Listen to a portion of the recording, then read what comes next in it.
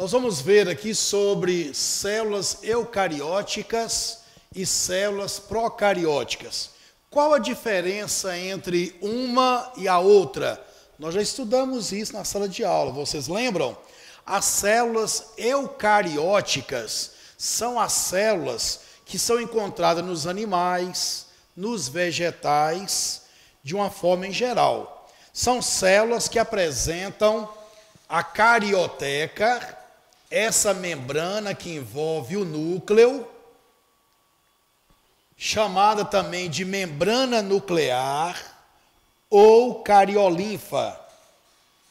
Essa membrana nuclear ou carioteca ou cariolinfa, ela separa o núcleo do citoplasma, fazendo a célula funcionar perfeitamente nos seres vivos. Dentro dessa estrutura chamada núcleo, nós encontramos o material genético, que é o DNA. Nós já estudamos sobre isso. Lembra? O ácido desoxirribonucleico, responsável pela transmissão das características hereditárias. Agora, você pode me perguntar: professor, quem leva isso para dentro da célula? Quem é que transporta, passando de pais para filhos? Quem faz isso é a carioteca, que é essa membrana que permite a entrada para dentro do núcleo de todo o material genético. E esse material genético leva-se o nome de nucleolo, onde fica armazenado todo esse material genético, os genes, que caracterizam os cromossomos que transmitem as características hereditárias de pais para filhos. E na célula procariótica, nós já não temos esse material que nós temos na célula vegetal, na célula vegetal e animal. Nessas células procarióticas, aqui ficam as bactérias e as cianobactérias. Lembra dos exemplos que nós comentamos em sala de aula? E para te auxiliar melhor, tem lá no seu livro. Então fiquem atentos, e por isso você vai saber diferenciar uma célula eucariótica de uma célula procariótica. A diferença está na carioteca, membrana nuclear ou cariolinfa, que é a separação do núcleo do resto da estrutura da célula, chamada de citoplasma, e da membrana plasmática ou celular, conforme nós já estudamos na primeira parte de citologia. Nós estamos aprofundando agora, galera, você sabe disso, para você aprender a diferenciar uma célula procariótica de uma célula eucariótica, ok? Então fique atento. Aqui nós temos o desenho de uma célula procariótica, que é a célula representada pelas bactérias e cianobactérias. Romerson, qual é a diferença entre uma e outra? A diferença entre bactérias e cianobactérias, que são células procarióticas, está na presença de colorações. As cianobactérias, elas têm uma coloração esverdeada, quase para azuladas, enquanto que as bactérias, elas têm outras colorações diferentes das cianobactérias.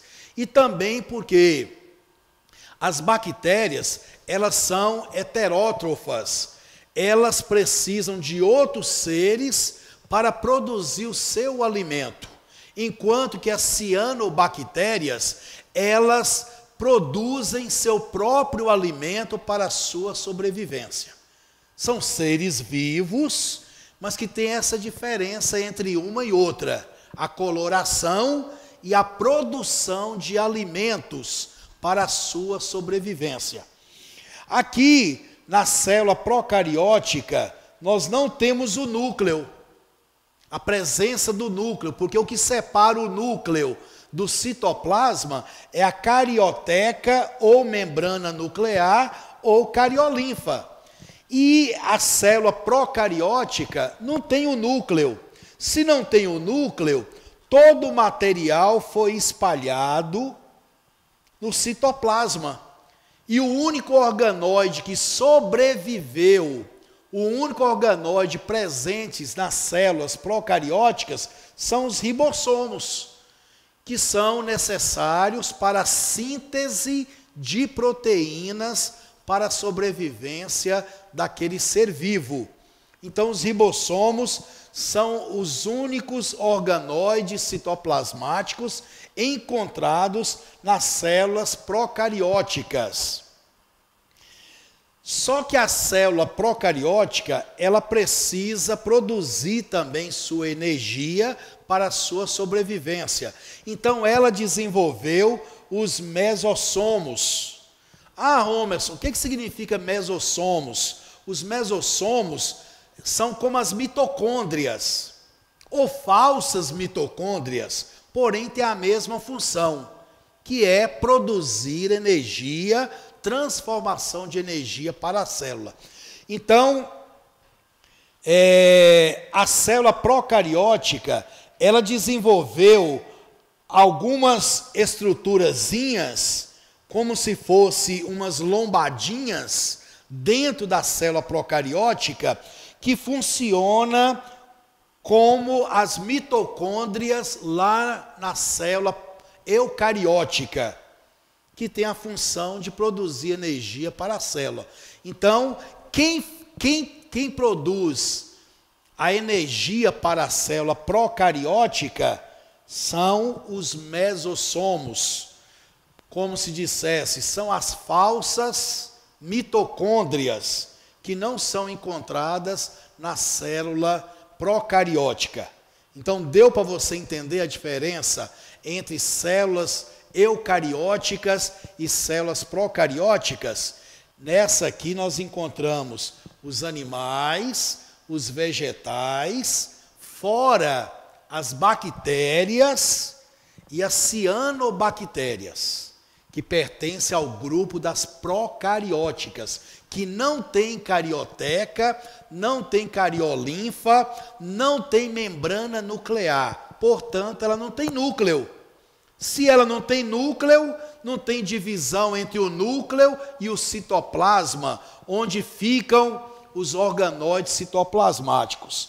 E a célula procariótica, ela apresenta o material genético, que é o DNA da célula, onde os ribossomos, que são esses pontinhos aqui, que entrarão em função para produzir a síntese de proteína da célula.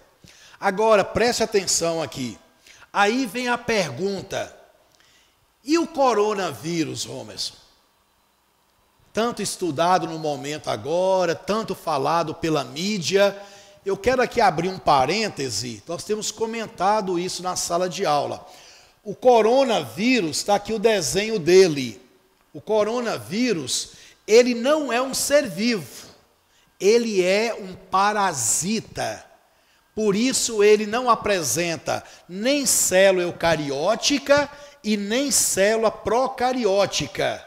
Mas ele tem algumas garrinhas na estrutura dele, e essas garrinhas formadas à base de uma cápsula proteica chamada de capsídeos, formado de gorduras. Por isso que está aí falando, lave as mãos com álcool 70%, porque o álcool ele vai diluir a gordura das mãos, onde você tocar, né?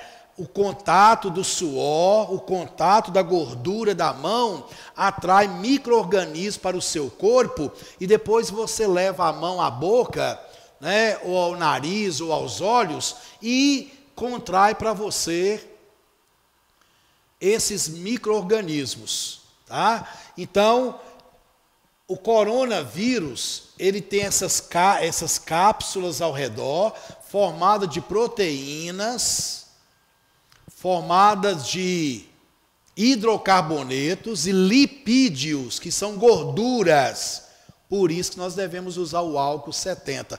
Eu até acho mais recomendável lavar com bastante água e sabão as mãos, porque a soda cáustica do sabão neutraliza toda a gordura das mãos e aí evita o contágio, tá?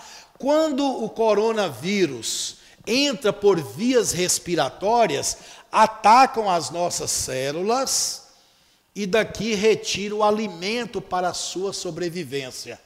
Por isso que pessoas idosas ou crianças, né, que têm mais facilidade, o sistema imunológico pode estar um pouco ainda deficitário, por isso que o coronavírus tem facilidade de penetrar nas células e agarrar nas células para destruir o sistema imunológico da pessoa.